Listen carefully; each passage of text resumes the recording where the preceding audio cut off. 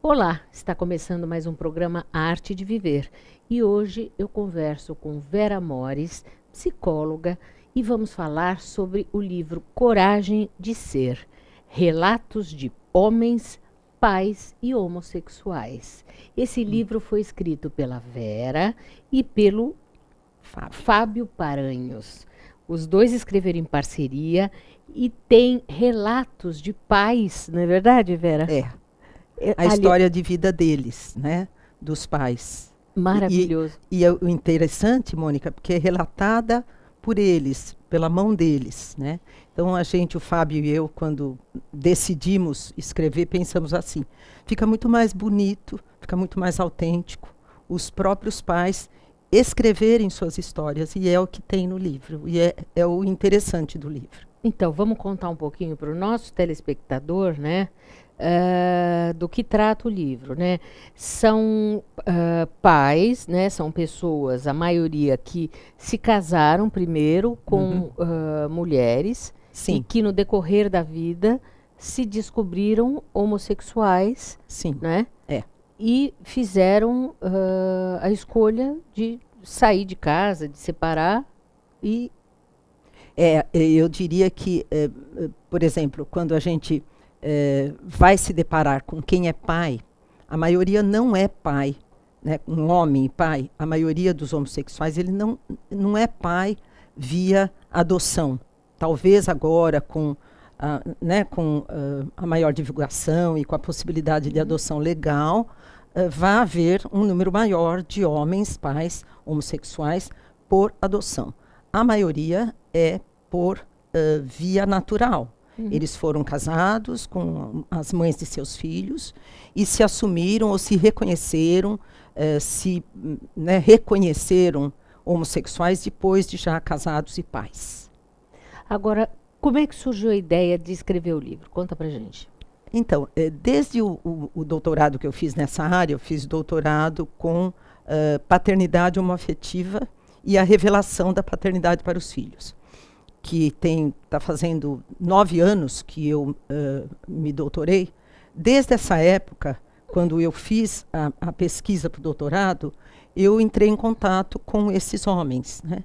E eles permaneceram no grupo que hoje a gente denomina de homopater. Eles quiseram permanecer em contato com o grupo. Esse grupo aumentou, hoje tem mais de 150 pessoas em contato comigo, em contato com o trabalho. No início eram 17 homens. E ele cresceu, esse grupo cresceu. E a história deles é muito bonita. O próprio Fábio, que é um dos pais que eu fiz a pesquisa de doutorado, no caso ele não é pai por vias biológicas, ele é pai adotivo. Né? O próprio Fábio, se ele tivesse aqui, ele ia falar que ele mudou a vida dele, ele mudou a forma dele entender o que vem a ser a vida desses homens que se casaram e que se reconhecem homossexuais, depois que ele conheceu o trabalho que a gente faz, depois que ele conheceu os outros pais. Porque é muito interessante, é muito rico, é muito humano, né? O caminho, o percurso que eles fazem. E para o livro, nós escolhemos não os pais que são adotivos, apenas os pais biológicos que tiveram relacionamento com as mães de seus filhos e por isso são pais. Né? Escolhemos esse grupo específico, porque seria falar de outra verdade de homopaternidade em se falar de pais adotivos. Então escolhemos este caminho de falar apenas com os homens que são os pais biológicos. E como é esse processo, né, da descoberta e da revelação para esses filhos, né, da própria sexualidade? Olha, é uma das... Eu diria que eles falam, né, que é um dos momentos mais difíceis da vida deles. Porque eles passam como que uma vida... dentro do armário, como eles colocam, E né? nem dentro do armário, alguns nem sabiam onde eles estavam, eles não eram completos, né? Quando eles se reconhecem homossexuais, o grande medo é como é que eles vão lidar com a homossexualidade e continuarem a ser verdadeiros, honestos, sinceros com os filhos, com a mulher, com a companheira deles e com a família. Então, o caminho que eles fazem, em geral, é escolher como é que eu vou falar e qual é o melhor momento de falar para meus filhos. E quais as pessoas que são importantes em volta do filho para que ele sofra menos. E eles imaginam que o filho vai sofrer demais. E o interessante, você vai chegar no relato dos filhos. Os filhos falam que quanto antes eles contarem para eles é melhor, que não tem problema nenhum eles serem homossexuais, contanto que eles sejam os pais, bons pais de sempre, próximos dele. É muito interessante a aversão dos filhos e o medo dos pais. Depois que eles perdem o medo, depois que eles criam coragem, depois que eles têm a garantia, porque acho que a garantia é o afeto que eles têm, né, um pelo outro. O filho pelo pai e o pai pelo filho. Isso é garantia. Porque se eles continuam o mesmo pai de sempre, a sexualidade do pai não tem importância. Com certeza. Porque a sexualidade nada tem a ver com a paternidade. Outra coisa, amor de homem, homem, amor de homem, mulher, não tem nada a ver com amor de pai para filho. Pois é. Não é? Exatamente. Já voltamos a falar. Ouça agora uma dica do Dr. Rubens Moscatelli, presidente do Sindicato dos Condomínios Prediais do Litoral Paulista.